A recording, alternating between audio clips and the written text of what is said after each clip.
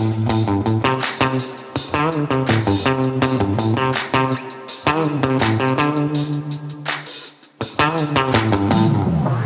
the Penguin Magic Podcast. I'm your host, Eric Tate. Thanks so much for joining us. This week is going to be a little bit different. I am on the road. As you can see, I'm not at home in my home studio. I'm actually in an apartment right across from the world-famous Magic Castle, where I'm performing in the Parlor of Prestidigitation this week. Speaking of Parlor of Prestidigitation, we're going to dive right into our main event.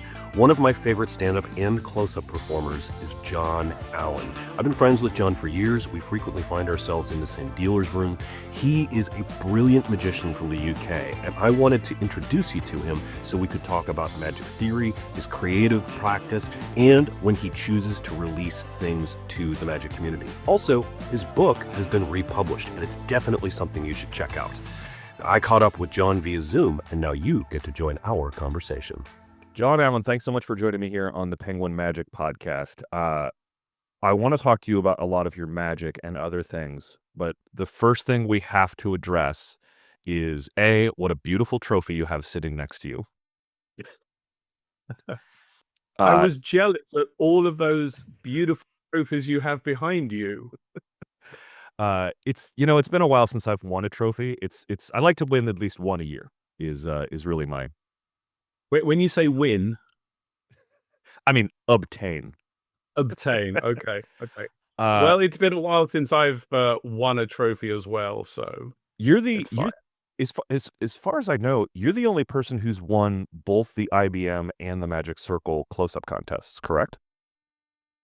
I don't know, but why not? Okay. Yeah. But there's been a lot of talk about a particular story that was told on here by one Mr. David Williamson about you and Guy Hollingworth and the 5-card trick. I think your trophy's sitting on one of his DVDs. No. No, definitely not. David Williamson told a story about you and Guy Hollingsworth on this show, and you have variously confirmed it. Would you mind telling your side of the story so we can finally do the real journalism that I've been tasked with, which is getting both sides of the story? Okay. David, as we all know, is a decent magician and a wonderful storyteller, and it is mainly true. I don't know what year it was, but he was at the Magic Castle, and it felt for us young magicians, and there was Guy Hollingworth, Anthony Owen, myself, and there were others. It had felt like we were. It was God in our midst. It really was. He was just this force of nature. No one had ever seen anything like him before. And yeah, he did this trick for us. It was 5 cards, and that pretty much was true, the story that he told, and he got lucky. So if I remember, I think it was a 4 of spades, which, funnily enough, is my favorite force card, but that's another story. And he did it twice and fooled the hell out of us because, we'd seen him, this incredible magician, and he wouldn't tell us how it worked. And he did, I did actually call him up. It was true. I called him up, and he didn't put the phone straight down, which was kind of nice of him. And he told me it was in Greater Magic. So I bought Greater Magic. I didn't even have Greater Magic. I bought Greater Magic, and I couldn't find it. Called him again, and as he said, oh, you're only looking in the card section. And I love him and hate him for the same reason. I really do. And I just couldn't find it. And he never actually told me the truth that it was just lucky. I mean, his entire career is based on being lucky. I don't know. The only thing I will say is that I didn't actually get on a train to go to Manchester to see him do it again. Twice, being burnt twice was bad enough. And yeah, so that is pretty much how I bought Greater Magic. So if anybody wants to buy Greater Magic from me, well thumbed, they can. I I a little bit want to take you up on that offer just because that particular copy of Greater Magic might be one of the most important in print. Oh, I the I one think without his card trick in it. yes, I Okay. believe that to be the case. I want to talk about your magic because you create some really wonderful pieces that are very not just like well thought out, but well worked in. I mean, every time you and I have been very fortunate to work a lot of conventions together over the last 2 years, and our booths are almost always like next to each other at Blackpool. Uh, but every time you show me something new, it's it's just so well thought out and smooth. A, how do you start identifying something that you want to work on? And B, when do you decide that you're ready to sort of bring it to the community and share it and not keep it to yourself? Oh God, it's a deep question there. Um, how do I? Well, I think part of it is because I try and go simple routes, and because things are simple or easy, uh, the process is a lot easier. Mhm. So it is a lot easier to see how things will play because you're not involving a lot of sleight of hand or angles or gimmicks or anything like that. So the process of how I can see the final product is a lot easier. So there's no real electronics to think about or anything like that. So I do try and keep things simple. And so the first part was how do I create the sort of routines that I do? Mm. Was that the first part? Yeah, I think so. And I'm just like thinking back on things like Destination Box or Paragon Box or the wonderful Palisade wallet, where the when when I see these things, it is not just created for the market. This is a fully developed routine, and like I Yeah. guess uh, I guess the question is, what is it that kicks you into going, "This is something I'm gonna focus on." Well, hmm. I mean, partly I want to do it for myself. As you said, I don't create toys for the hobbyists or anything like that. I've seen these sorts of tricks and they sell so many, but that my thinking process isn't like that. Just to come up with, if you press this button, oh, magic happens. Mhm. So a lot of times I do want to create magic for myself that I can do. So partly for that reason is that I want it to be really good, but also really simple to work. So something like the Paragon, well, Paragon 3D, it developed from Wayne Dobson's Mhm. 360, and for me, it was the handling that didn't suit me. Mhm. So I wanted to come up with a handling that suited me. And funny enough, I showed Wayne, and within 5 minutes, I got an email back saying, well, I'd shown him in the style of it being 360, but Mhm. using my method. And say he emailed me back 5 minutes after I sent it. He said, "What the F did you just do?" Because it fooled him. Yeah. So that handling helped myself. Something like the Palisade wallet, which isn't on general release yet. Mhm. They've done a pre-release. It was just, again, a handling for me. Mhm. It's, people always want an everyday wallet or a wallet that looks like it's every day, and this fills that. But it's just the handling, and I love sneaky. Mhm. I much prefer things that are sneaky than maybe, technical or anything like that. Mhm. So yeah, a lot of it comes from what do I want to do in my own shows, and with a lot of them as well, a lot of the routines, what do I want it to say as well? If I'm doing Russian roulette or something like that, I'm not just going to do, oh, I'm just going to guess and here's I know the method, and the presentation doesn't really matter.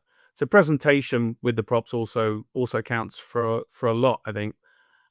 And I'd like to think that I do put a fair bit of thoughts into the products that I produce. Mhm. So yeah, it may be a long-winded answer, but that's the answer. Yeah, I produce stuff for Yeah. myself, and I feel, Mhm. well, it's something that other magicians can do as well. I know I know you have a few routines that you have held back. If anyone has a chance to see you perform ACAN, it is No, timing was wonderful with the drink as well, so well Thank done. thank you. No, it is I've seen it maybe 3 times now, and it fools the hell out of me every single, and it's really irritating because you won't tell me how it works either, no matter how many Nope. times I stand on your neck. Um, Nope. Nope. but you're holding back some of these things, but also things like Destination Box, which is deeply fooling, uh, you're putting out there. How do you pick and choose which things to release to the magic world and contribute to the conversation of magic, and which to hang on to? Uh, well, with the ACAN, uh, there's a few reasons why I'm keeping that to myself. Uh, Partly because it does generate quite a bit of conversation. Mhm, And for me, it is the Holy Grail. I know there's many things that have been put out there, which is the Holy Grail, but for me, my version is the Holy Grail. mhm. So I want to keep that for myself because I am performing that at conventions, and at the Magic Castle. And I know that at the Magic Castle, there's quite a few people that came back to see it again, and it still fooled them. So I kind of want to live with that. That I've got an ACAN that fools, fools you. Yeah. Maybe you just tell everyone else except you. Uh, no, no, no. So yeah, I keep that to myself.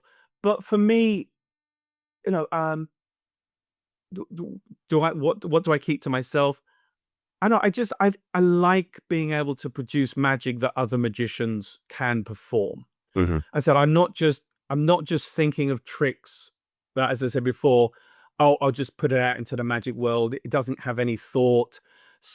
I'll sell a few hundred. mhm. People will realize it doesn't really work, or it's not that good a quality, or something. But hey, I've sold some things. That's not why I do it.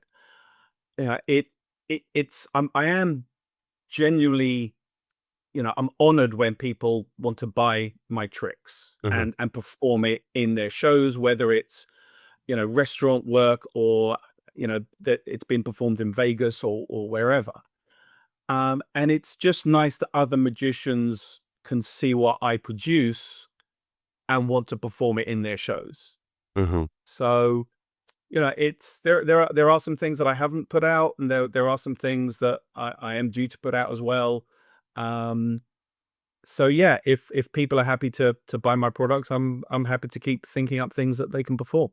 Well, if it were up to me, I'd have you continue to put stuff out for a long time because I really, really like it. And I actually just yesterday I pulled out the perfect score because I needed it to work on a particular effect, and I was just like, it's really well thought out and really fascinating to like pull out a Jon Allen.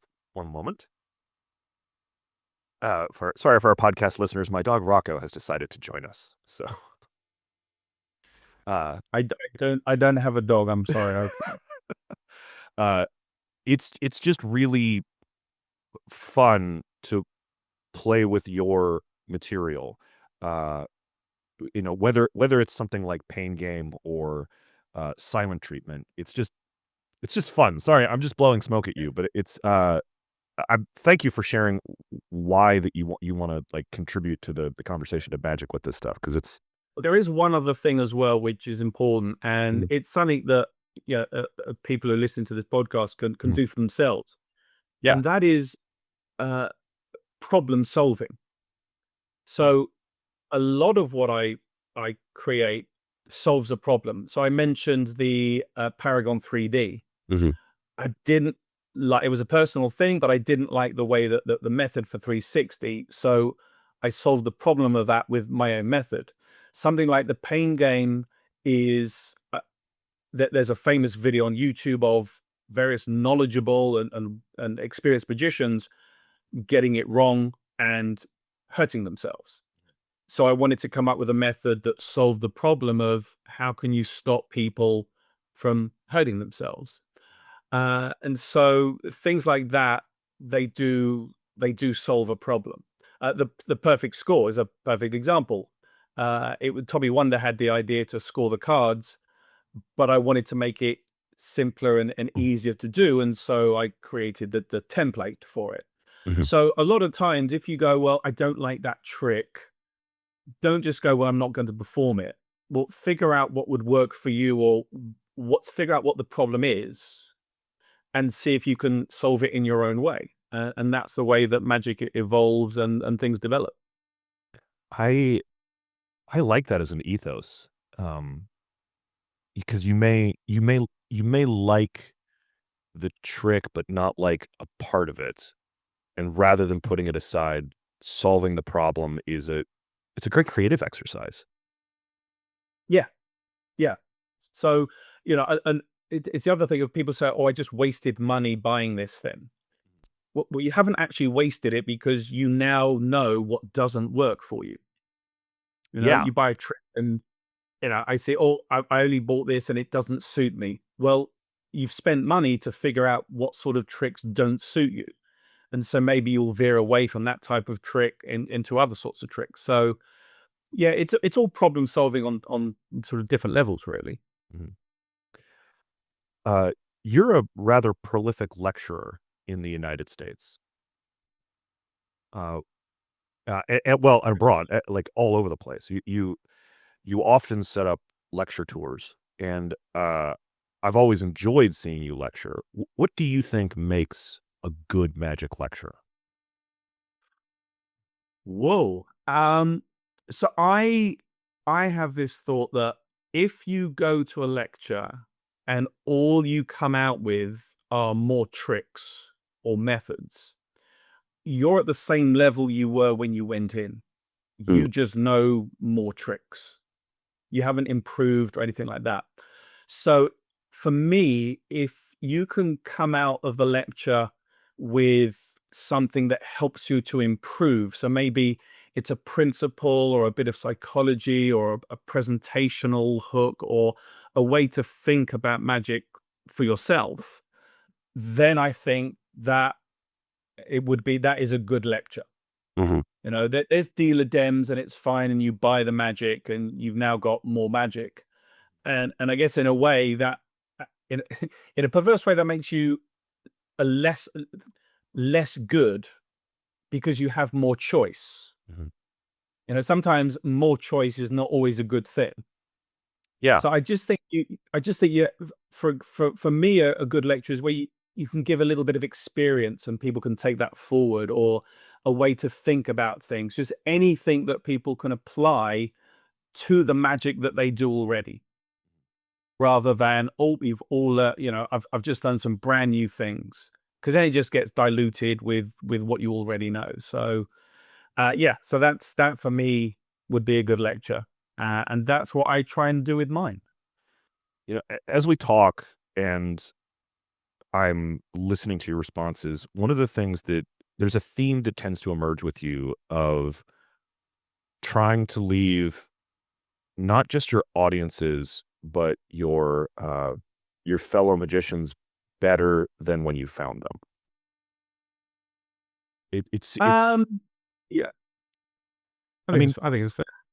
the times we've had dinner with other magicians, there's or the times we've sessioned with people or lectured or performed, uh, even in trying circumstances or ideal circumstances, you're often very giving of your magic to others and what we're working on. Where do you think this generosity comes from? Did you have like wonderful teachers who shared this with you, or was this something that was instilled as a value somewhere else? Because that's just what when I think of Jon Allen, that's what I think of is somebody who's trying to improve not just himself and the other magic, but the other people that he interacts with. Yeah, I don't really know where it came from. I just know that, I've met some, wonderful magicians, and they've been giving, and I guess it's kind of rubbed off on me. Um, a couple of things, a couple of people I will mention. Dan Harlan. Uh, it was actually my first magic convention in the US, and he was there, and it was, oh my God, this is Dan Harlan. No one knew who I was. It was my first time over in the States, and I had an idea, and I said, could I show this to you? And he's, yeah, absolutely. And he was thinking about it, and he gave me some ideas for it as well. It's like, this is Dan Harlan, and I'm nobody, and he's giving me his time. The other one is Michael Close. And again, I think it was at the same convention. And he was doing a lecture, and I went up to him afterwards in the corridor, and I was just speaking to him, and he gave me his time. And someone who he knew came in, and as magicians do, just butted into the conversation. I know we don't, but he just, oh, Michael, I wanted to ask you about something, whatever. And he said, can you just give me a moment? I'm just talking to this young man, so I'll be with you in a minute. And that kind of stuck with me as well, is that Michael would give his time for someone he didn't know at the expense of someone he did know, just wanting to, cut into the conversation. And so, people like that through magic, and it's something that I just want to do. I'm just a nice guy, you know. But I think people do realize that with magic, some things we do keep to ourselves in our little inner circles. Like if someone came to your town and said, Mm. "Oh, could you tell me the best way to get gigs?" Mhm. Nope, I'm not going to do. Why would I do that? No. But in the general scheme of things, magic is such a huge world, and you begin to learn that you may be able to leave something for magic in the future. So, yeah, if I'm able to help other magicians, then why wouldn't I want to do that? Well, I really appreciate it, and I know the other magicians that you've interacted with do. We're getting close to being out of time here, but two things. One, there's a book behind you. Yes. Yes, your Yeah. book is finally being reprinted, if I'm understanding correctly. Yes, it is. Let me just. Oh, it was just a coincidence that it was there. I didn't even know until you pointed it out to me. I didn't realize. So yes, this is my book, and it's Experience, the Magic of Jon Allen, written by John Lovick. And this was actually the first book that Vanishing Ink ever produced. So I Mhm. was a guinea pig, Wow. and so I think their entire success is down to me with with this book. I'm just joking, but no, this is pretty much, I wouldn't say everything I've ever done in magic, but the things I thought at the time, I still think now. And it's been, as I say, it has been reprinted. It's now hardback. It was available only in softback. It is now hardback.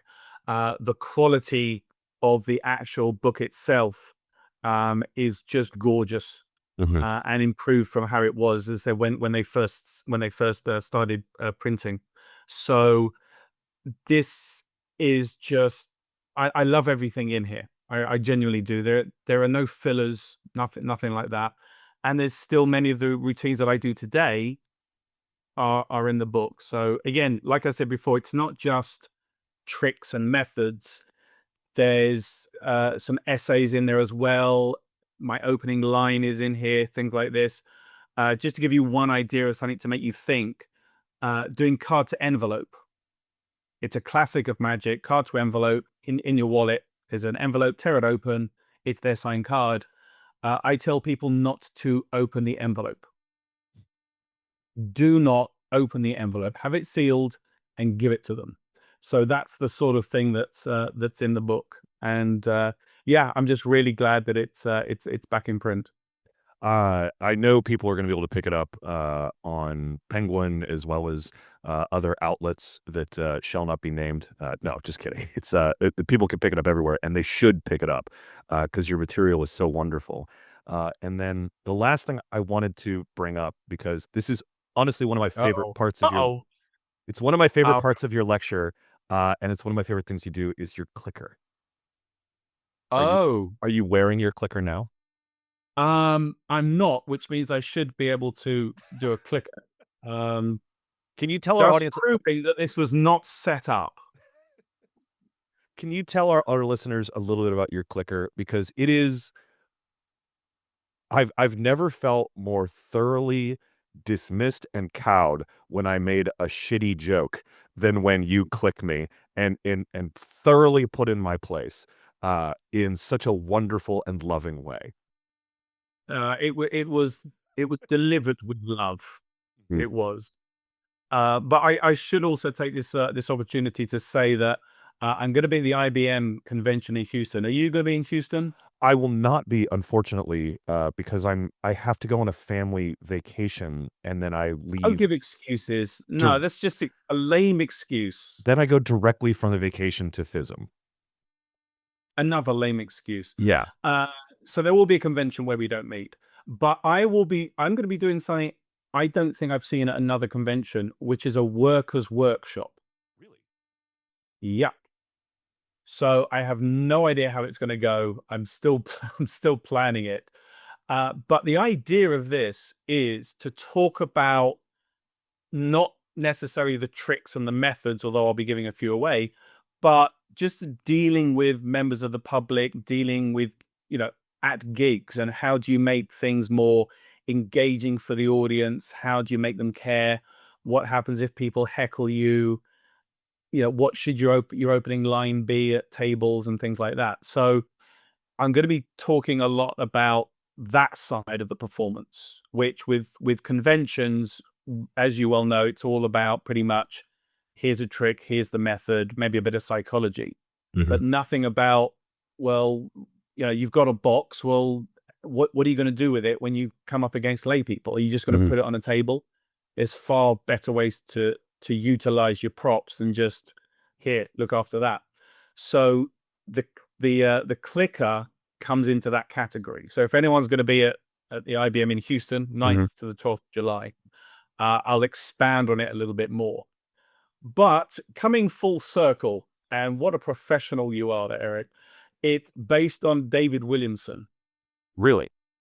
Yeah. With his idea, and I'm sure it's all absolutely true.